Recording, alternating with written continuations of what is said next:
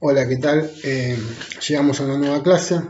En esta oportunidad vamos a problematizar un poquito más lo que veníamos trabajando acerca de la enseñanza, ¿sí? Tanto con Feldman como con Davini. Vamos a trabajar a partir de otro texto de Daniel Feldman, en este caso el capítulo 3 del mismo libro de Didáctica General. El capítulo se llama Modelos y Enfoques de Enseñanza, ¿sí? En este capítulo Feldman lo que va a hacer es problematizar un poquito más acerca de la enseñanza, profundizar un poquito. Nosotros habíamos visto, eh, por un lado, en el capítulo 1 de Feldman acerca de la enseñanza, quizás la importancia de la didáctica, así un poquito de recorrido acerca de la enseñanza, recorrido histórico pequeño, pero bueno, que existió. Y una diferenciación entre lo que sería la escuela tradicional y la escuela nueva, ¿sí? Ustedes han trabajado bastante en las primeras 3 clases sobre el tema de la escuela tradicional y la escuela nueva. Para lo que me gustaría hacer un comentario sobre esto, digamos, basado en lo que vi, por un lado, en los trabajos que ustedes enviaron, del punto 1 y 2 de ese primer trabajo, y también por lo que pusieron en el foro, ¿no?, de discusión acerca de la anécdota donde tenían que contar una situación de enseñanza y los análisis particularmente que hicieron acerca de eso, sobre si era escuela tradicional y escuela nueva, y también basado en las preguntas del cuestionario que estuvieron haciendo. Que las preguntas no fueron al azar, sino que las preguntas tenían que ver con algunas cuestiones que yo leía en el foro, que por ahí hacían un poquito de ruido, y bueno, quería preguntarles sobre eso para que eran preguntas, digamos, que estaban destinadas a que ustedes tengan que volver a los textos porque se iban a encontrar en general con algunas equivocaciones, porque era lo que venían planteando ustedes en el grupo, ¿sí? En el foro. Por un lado, cuando hablamos de escuela nueva, y vamos a hacerlo rápido nada más porque la idea es hablar del otro texto, pero para poder tener centrados, para tener de dónde partir. Cuando hablamos de escuela nueva y de escuela tradicional, no estamos hablando de la escuela nueva como la última que se hizo y la escuela tradicional como la antigua y la vieja. La escuela nueva no es la escuela actual, la escuela tradicional no es la escuela vieja. Escuela tradicional se llama una escuela de pensamiento, ¿sí?, que se caracteriza por tener un método de enseñanza específico.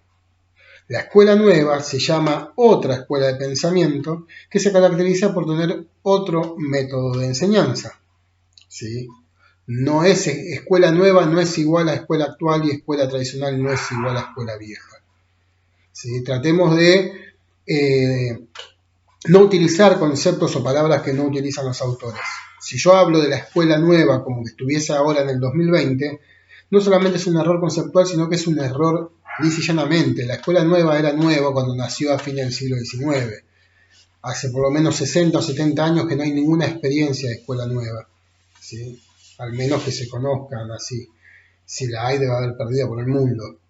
Pero es más, fue superada por un montón de otras escuelas de pensamientos que algunas partieron desde ahí, otras de otro lado, pero de que no existe más, no existe más la escuela nueva.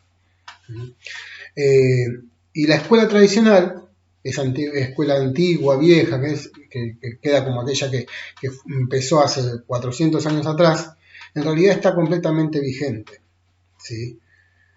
Porque la escuela tradicional no es escuela mala que el docente le pega a los chicos, o que lo castiga, los castigos físicos como había antes, ¿sí?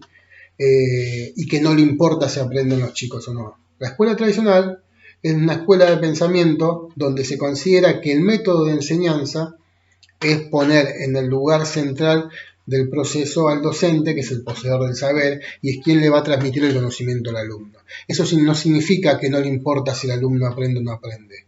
Significa que para que estas personas que consideran que la escuela tradicional es correcta, digamos, en el proceso de enseñanza, consideran que el pibe aprende si el docente les transmite el conocimiento.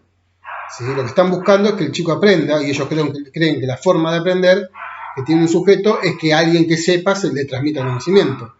No es un docente malo, no es un docente autoritario, porque uno puede ser autoritario en la escuela tradicional o en la escuela nueva. Volvamos al texto de Davini y leamos sobre autoridad y poder. ¿Sí? La autoridad no tiene que ver con la escuela tradicional o la escuela nueva. Entonces, para poner bien en claro esta situación, la escuela nueva es un tipo de pensamiento que considera que se enseña y que se aprende de una determinada manera. La escuela tradicional es otra escuela de pensamiento que considera que se enseña y que se aprende de otra manera. Utilizan dos métodos de enseñanza distintos, ¿sí? Pero no es igual a bueno, malo, divertido o aburrido, como pasaba con el video de Paenza, donde por ahí, porque era divertido, nosotros considerábamos que era escuela nueva.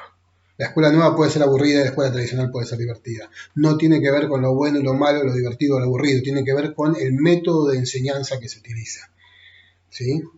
Si en el proceso, en la tríada didáctica, alumno, docente, contenido, el lugar central lo tiene el docente, estamos hablando de escuela tradicional. Si el lugar central lo tiene el estudiante, estamos hablando de escuela nueva, ¿sí? Esa es la gran diferencia, esa es la principal diferencia entre la escuela nueva y la escuela tradicional. Vamos a ver que hay más después, ¿no? Pero esa es la principal diferencia, ¿sí? El docente puede ser bueno o malo en cualquiera de las dos, en cualquiera de las dos escuelas de pensamiento. La clase puede ser divertida o aburrida en cualquiera de las dos clases de pensamiento.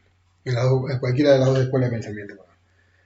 Bueno, aclarado esto, ¿sí? Que es muy importante, yo creo que fue el mayor error, que hubo en esta, pero bueno, es entendible, estamos acercándonos a los textos, estamos conociendo todo esto, simplemente lo quiero marcar para poder seguir adelante teniendo bien en claro esto, ¿sí?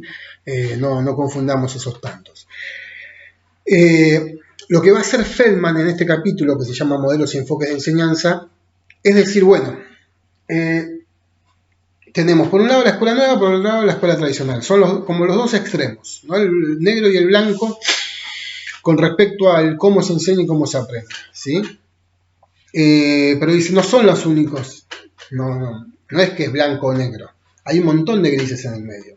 Hay un montón de personas que consideran que se enseña y que se aprenden de distintas maneras a lo que es la escuela tradicional y la escuela nueva, ¿sí? No podemos decir que únicamente hay dos métodos.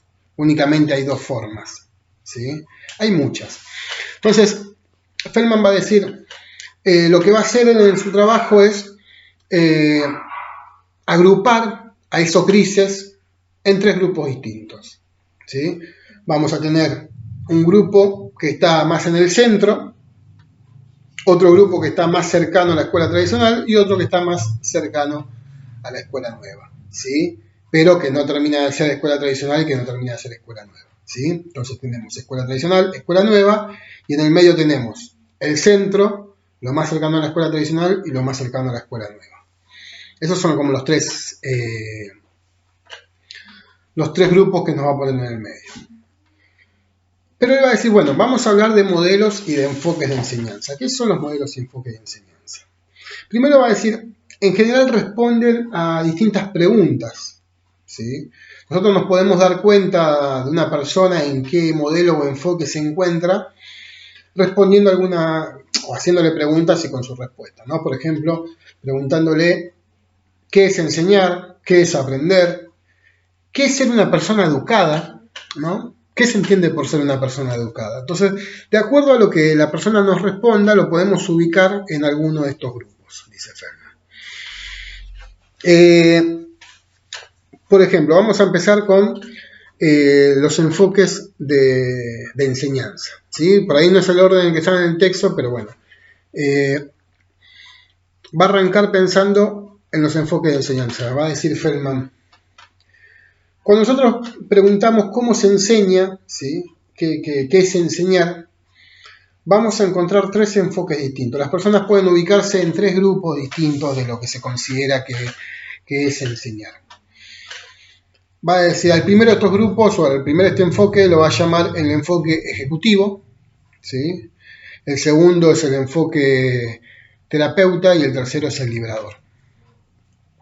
El enfoque de enseñanza ejecutivo, dice Feldman, como su nombre lo indica, es un docente que ejecuta, ¿sí? ¿Qué es lo que ejecuta este docente? Un plan, una planificación. En este enfoque va a haber una una fuerte importancia a la planificación, ¿sí?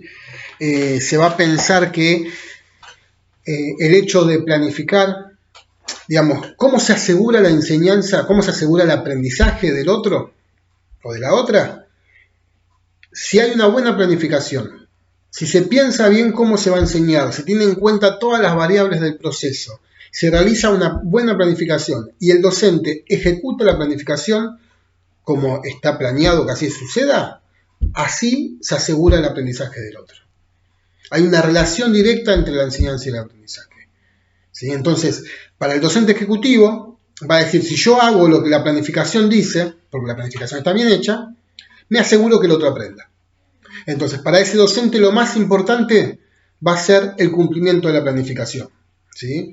Va a ser un gran gestor del tiempo, va a saber manejar los tiempos porque su único propósito, o su mayor propósito, no el único, su mayor propósito va a ser cumplir con la planificación, porque si cumple con la planificación se asegura que el otro aprende.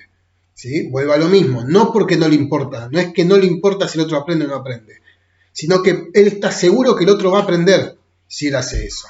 ¿Sí? No confundir las cosas. Entonces, va a ser un gran gestor del tiempo. ¿Sí? En esa planificación va a ponerle los objetivos al otro y los objetivos que le plantea el estudiante van a ser pequeñas metas, ¿sí? Pequeños objetivos que sean alcanzables. ¿Sí? No le va a poner a los alumnos o a los estudiantes objetivos que ellos no puedan alcanzar.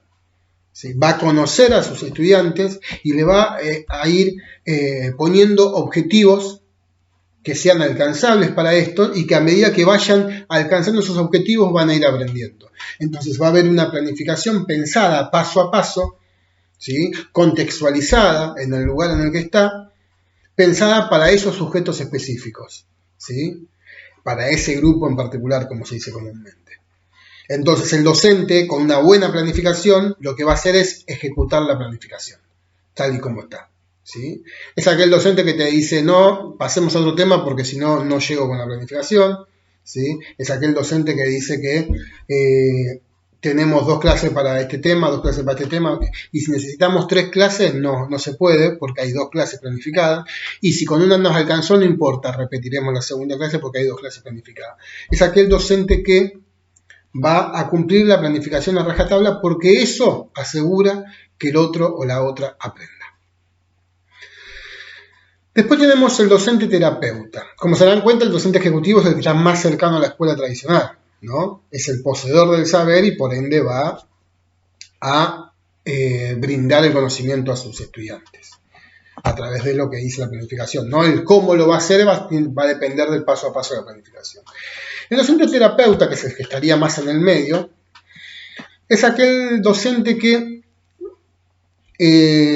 o el enfoque, digamos, terapeuta, tiene que ver con aquellos docentes que no le plantean los objetivos a los estudiantes, los objetivos de aprendizaje, sino que los objetivos de aprendizaje van a ser puestos por los propios estudiantes. ¿Sí? Y el docente, así como un terapeuta, te ayuda a conocerte y te hace preguntas y te acompaña en el proceso en el cual vos te conocés y podés curar, entre comillas, ese trauma. El docente terapeuta es aquel que te acompaña en tu conocimiento acerca de cómo aprendes. Es aquel que te va a acompañar en el aprender a aprender. ¿Sí? Es aquel que te va a plantear que vos te pongas tus propios objetivos y te va a ayudar a alcanzar tus propios objetivos. ¿Sí? Es un docente que ya es más desestructurado que el ejecutivo, ¿sí? Donde va a ir una planificación, pero que no es lo central. Siempre, todos planifican. No es que el docente ejecutivo es el único que planifica. Nosotros ya veíamos con Davini que la enseñanza es una secuencia metódica de acciones, por ende siempre se planifica. No puede haber enseñanza si no hay planificación. El tema es la importancia que le damos a la planificación. En el caso del docente ejecutivo, la planificación es lo más importante. En el caso del docente terapeuta, no es lo más importante. Lo más importante es el conocimiento del propio estudiante, conocerse a sí mismo. Va a ser un docente que va a acompañar el proceso de aprendizaje del estudiante. Y después tenemos el docente liberador. El docente liberador es el que está más cercano de la escuela nueva, es aquel docente que, o el enfoque, dentro del enfoque, se va a plantear que el estudiante aprende por sí mismo, aprende solo, no, después vamos a ver otro tipo de enfoques entre la relación de la enseñanza y el aprendizaje, pero es aquel docente que libera a los estudiantes de la rutina. Se llama liberador porque va a liberar a los estudiantes de la rutina escolar, ¿no? Del conocimiento escolar frío, y va a dejar que el aprendizaje suceda. Va a ser aquel que entiende que el papel del docente es un papel de acompañante, está en un segundo plano, que lo más importante es el estudiante, y que el estudiante va a aprender con su interacción con el mundo, ¿sí?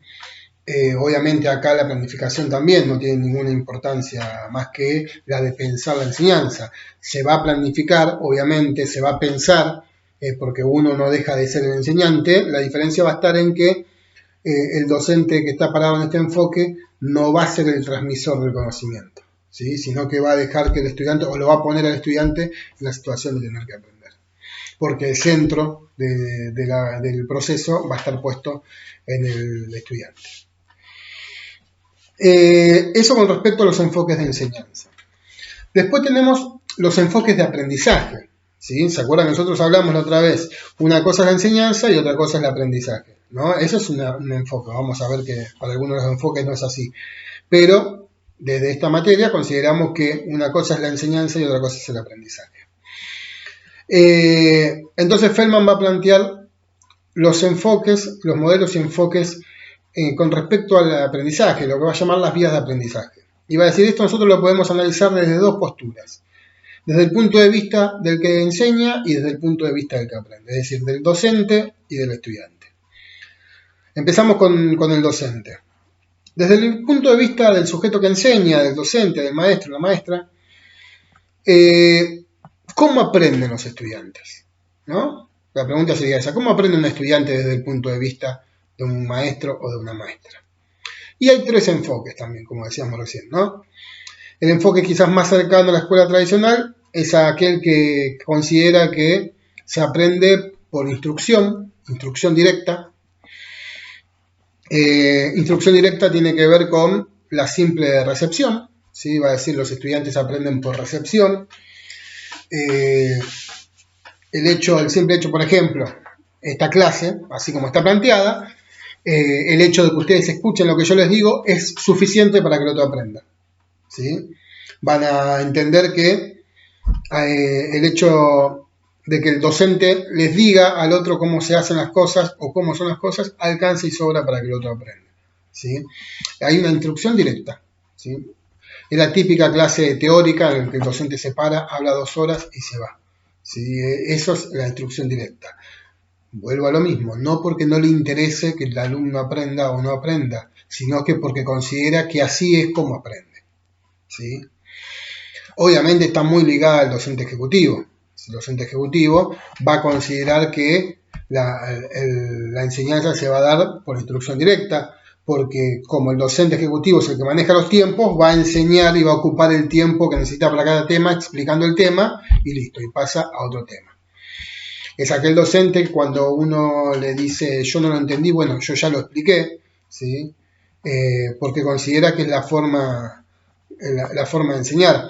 Cuando uno le pregunta a un docente, cuando el docente explica un tema y uno no lo entendió, le pregunta y el docente le repite exactamente lo mismo, pero más despacio, ¿sí? Pero dice exactamente lo mismo que le dijo, porque no puede ver que se puede llegar a explicar de otra manera. Considera que hay una sola forma de enseñar y que es esa, ¿sí? Y que si fulanito lo aprendió, menganito lo aprendió, sultanito también debería aprenderlo, ¿sí? Hay una idea de que todos los sujetos somos iguales, por ende no somos sujetos, sino que somos individuos. Bien, esa es la instrucción directa, decíamos por un lado. Después tenemos el entrenamiento, ¿sí? Es la otra postura, el otro enfoque más en el medio. El entrenamiento va a considerar que hay básicamente 2 pasos para enseñar: la modelización y el entrenamiento. El docente va a ser un modelo, el docente modeliza, el docente muestra, ¿sí? Y el alumno repite. Se llama entrenamiento porque parece justamente el entrenamiento físico, por ejemplo, ¿sí? Nosotros vamos a un gimnasio, por así decirlo, y nosotros llegamos al gimnasio y el profesor del gimnasio, suponiendo que es profesor de educación física, nos dice, por ejemplo, tenés que hacer, qué sé yo, este aparato, ¿no? Un remo, te muestra cómo se hace correctamente, te muestra la forma de hacerlo correctamente para trabajar los músculos de la manera que corresponde, y después te dice, bueno, repetí 4 series de 20 haciendo exactamente lo mismo, ¿sí? Entonces, hay una modelización y después hay una tarea de repetición de lo mismo para poder aprender a hacerlo. Ejemplo más claro todavía, profesor de matemática, profesora de matemática. Pasa en todas las materias, yo doy el ejemplo porque es lo típico, ¿no? Profesor de matemática resuelve una ecuación en el pizarrón, explica paso por paso cómo lo va resolviendo, ¿sí? Y después que lo explica te pone 25 ecuaciones distintas, iguales, pero con distintos numeritos, para que vos practiques. Y el hecho de que lo hagas muchas veces significa que vos vas a aprender a hacerlo, el paso por paso, seguir el paso por paso que hizo el docente. Incluso en la primaria te ponían, cuando hacías la división, que tenías que poner todo paso por paso, no importa si te daba el resultado, lo importante es que vos muestres el paso a paso como habías hecho, ¿sí? Eso puede pasar en matemática, puede pasar en biología, puede pasar en historia, ¿sí? La cuestión de modelizar y después mandar un montón de actividades. En historia, por ejemplo, el docente te puede explicar un tema y después darte 25 preguntas para que respondas sobre el tema que dijo el docente. Es una forma de entrenar también, ¿sí? Ese es el entrenamiento. Aquellos docentes que consideran que de esa manera se enseña, ¿sí? Para que nosotros, en realidad de esa manera es la forma en que los otros aprenden, van a estar dentro de lo que Feldman llama el enfoque de entrenamiento, la vía de aprendizaje de entrenamiento. Y después tenemos la enseñanza socrática. La enseñanza socrática va a estar centrada, va a estar más cercana a la escuela nueva, va a ser aquella idea que considera que los sujetos aprenden a partir del diálogo, a partir de la pregunta y la repregunta, a partir de la discusión con el otro, ¿sí? A partir del trabajo colaborativo, la discusión. Sócrates se caracterizaba por no responder a las preguntas, ¿sí? Nosotros lo que conocemos de Sócrates, la obra que conocemos de Sócrates es la que escribió Platón, ¿sí? Y en los libros que Platón escribe haciendo las veces de Sócrates, vemos cómo Sócrates con su discípulo, cuando el discípulo le hace alguna pregunta, Sócrates no le responde, sino que la respuesta a Sócrates siempre es otra pregunta, ¿sí? Porque se va a pensar la idea del estudiante como constructor del conocimiento, a partir de la pregunta, a partir de la interacción con el medio, con el mundo, ¿sí? Entonces no hay una transmisión, ¿sí? Sino que se va a considerar que se va a aprender a partir del propio sujeto, va a construir el conocimiento y lo va a construir con sus pares, a través del diálogo, a través de la discusión. Eso es lo que Feldman llama la enseñanza socrática. Esos son los 3 puntos, los 3 enfoques que desde el punto de vista de los docentes aprenden los estudiantes. Ahora, desde el punto de vista de los estudiantes, ¿cómo aprende un estudiante? ¿Sí? Desde el punto de vista del sujeto que aprende. También hay 3, obviamente. Va a haber un estudiante superficial, un estratégico y un profundo. El superficial es aquel que está ligado justamente al ejecutivo, al docente ejecutivo, a la instrucción directa, porque es aquel alumno, que, como su nombre lo indica, aprende de manera superficial, ¿sí? No le interesa demasiado el tema, aprende para aprobar, básicamente. Nosotros estamos pensando en esta enseñanza y en el aprendizaje desde el punto de vista escolar, ¿no? Estamos hablando de la escuela. Entonces, el alumno superficial, ¿cuál es? Es aquel que estudia lisa y llanamente lo necesario para aprobar. Lo único que le interesa es aprobar, no quiere aprender, no le interesa el tema, ¿sí? No es una característica de una persona, sino que tiene que ver con la relación con la materia, el estado de ánimo, la relación con el docente, todo lo que llama Davini ambiente, todo eso tiene que ver acá. ¿Sí? No es que un pibe es superficial siempre. El pibe es superficial de acuerdo a la materia, de acuerdo al día, de acuerdo al momento, de acuerdo al docente, ¿sí? Entonces ese es el alumno superficial. Después tenemos el estratégico. El alumno estratégico es aquel que justamente va a hacer una estrategia, va a hacer una evaluación costo-beneficio, ¿sí? para lograr el mejor resultado posible con el menor esfuerzo posible. Es aquel que va a calcular y va a decir, bueno, con este docente yo sé que le tengo que decir tal cosa, para esta materia estudio tal tema, digamos, no va a estudiar todo, ¿sí? Va a estudiar lo que considera necesario, va a calcular qué es lo que necesita para aprender y qué es lo que no necesita, ¿sí? Va a analizar todas las variables que pueda analizar, y va a decir con este docente de determinada manera, este es de otra, y así también va a utilizar todas las variables que tenga para buscar la mejor estrategia. Va a pensar y va a planificar cómo estudiar, ¿sí? Pero no para aprobar, para sacarse la mejor nota posible, ¿sí? Es distinto al superficial. El superficial lo que quiere es sacarse encima de la materia. El estratégico quiere sacarse el mejor resultado posible, ¿sí? Pero con el menor esfuerzo posible. Y el profundo es aquel estudiante que sí le interesa la materia, que sí quiere conocer, es aquel estudiante que todo docente odia, que es el que te pregunta, ¿y esto por qué? ¿Y esto por qué? Porque realmente le interesa conocer sobre el tema. ¿Sí? Es aquel estudiante que no le alcanza con un conocimiento superficial, que no le alcanza con un conocimiento por encima, sino que es aquel que quiere conocer sobre el tema, aquel que pregunta, que repregunta y que no le importa la aprobación. Es aquel que quiere aprender porque le gusta, no porque quiere aprobar, ¿sí? Obviamente estos tres enfoques tienen que ver, pensemos en la idea de ambiente que plantea Davini. No es que una persona es así de una determinada manera en todos los momentos de su vida. Va a depender de la institución, va a depender del docente, va a depender de la materia, va a depender del estado de ánimo, va a depender de un montón de otras circunstancias, por lo que va a hacer que una persona sea en una materia superficial, en otra estratégica y en otra sea profunda, ¿sí?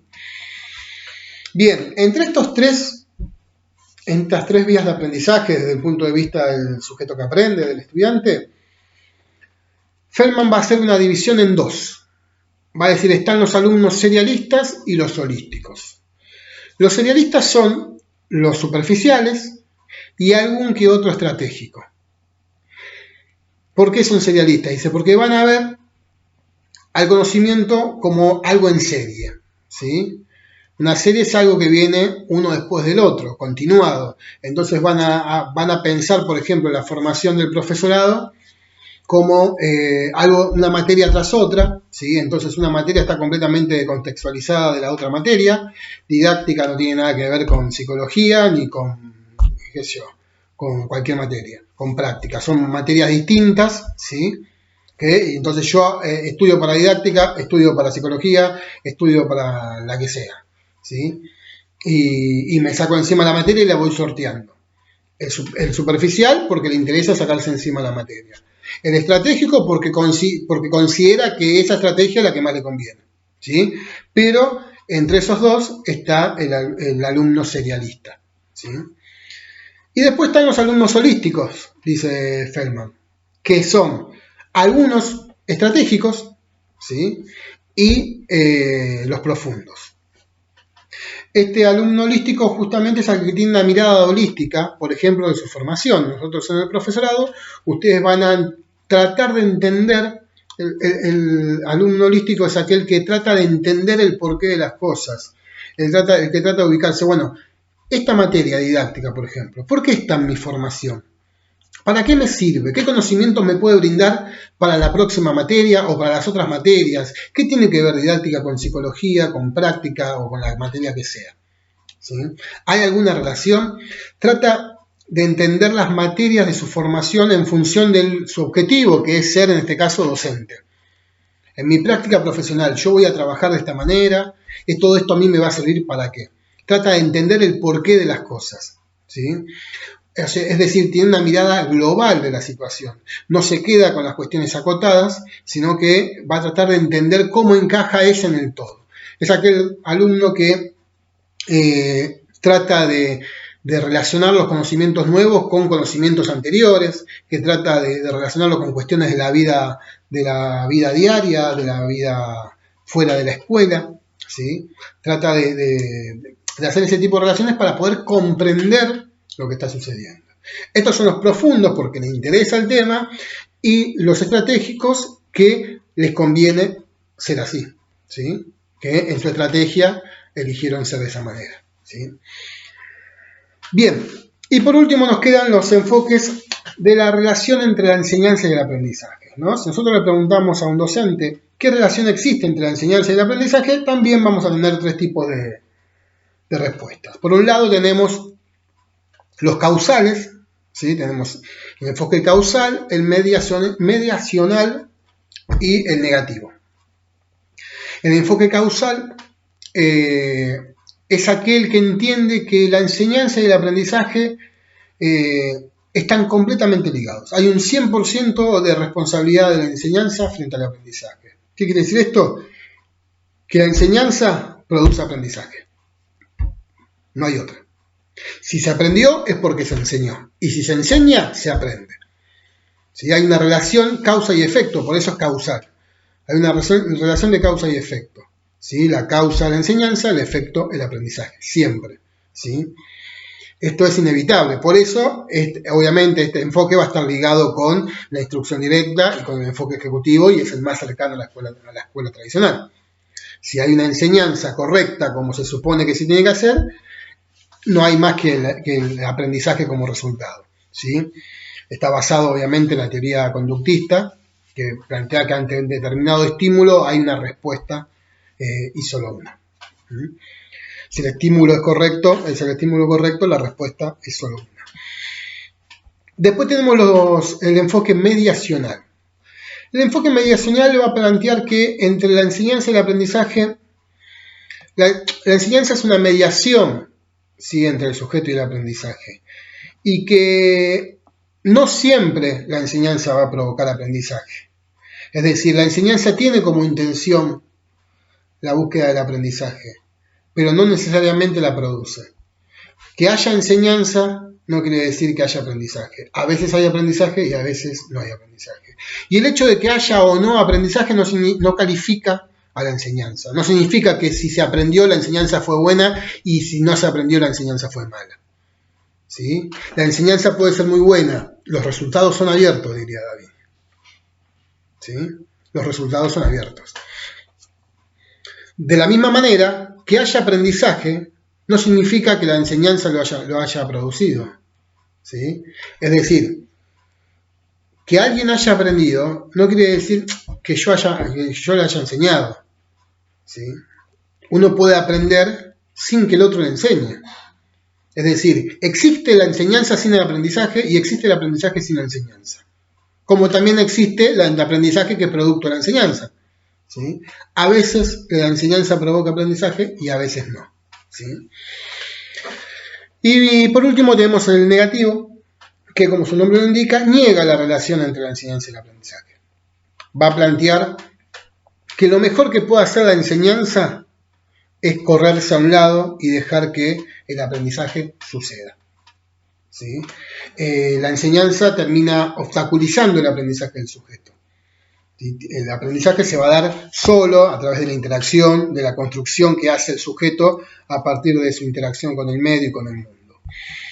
Hay un ejemplo en un libro, Philippe Mérieux, que es un francés pedagogo, tiene un libro que se llama Frankenstein Educador, que sobre el final va a contar una anécdota de una maestra que vio, creo que en Francia, no recuerdo, una clase, cuenta una clase, ¿no? Y dice, la maestra les da como tarea a los estudiantes de nivel primario, lo que sería nivel primario acá, le da como tarea que investiguen todo lo que quieran sobre el animal que más les guste. Así, lisa y llanamente. No les dijo, vos tenés que sobre este animal, vos sobre este animal. Vayan e investiguen todo lo que quieran sobre el animal que más les guste. No les dijo si tenían que fijarse el hábitat donde vivían, ni de qué comían, nada. ¿Sí? La consigna fue así, bien clara y abierta. Todo lo que quieran sobre el animal que quieran. Al otro día, cuando los estudiantes vuelven al aula, en el aula se encuentran que no había ni sillas, ni mesas, ni nada, estaba todo vacío. la docente, rollo de cinta papel en mano, y le dice, bueno, ahora lo que vamos a hacer es armar un zoológico en el aula. Con esta cinta van a marcar en el piso dónde van a estar cada una de las jaulas, y ustedes van a ubicar a los animales que ustedes eligieron. Entonces los chicos, los pibes, empiezan a discutir dónde ponían cada uno de los animales que cada uno había investigado, y discuten, no, a este no lo puedes poner acá porque este necesita sol, este necesita sombra, este necesita estar en el frío, este en el calor, este se va a comer a este necesita tal cosa.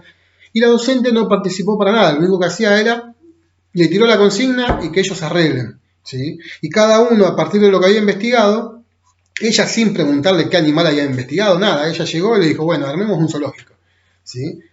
Y los pibes empezaron a discutir y armaron el zoológico, sin que la docente interviniera más que dando la consigna.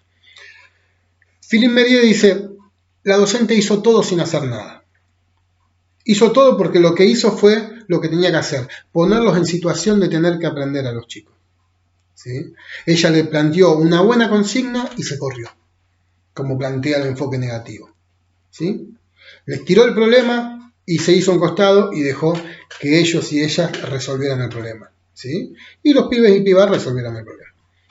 Ese es un ejemplo como para que se entienda a qué nos referimos con correrse a un lado, ¿sí? La enseñanza lo que va a hacer es obstaculizar el aprendizaje, porque toda intervención que esa docente hiciera en el medio diciendo, fíjense que acá viene el sol de la mañana, o fíjense que acá, todo eso lo único que iba a hacer era no permitir que lo descubran por sí mismos los estudiantes, ¿sí?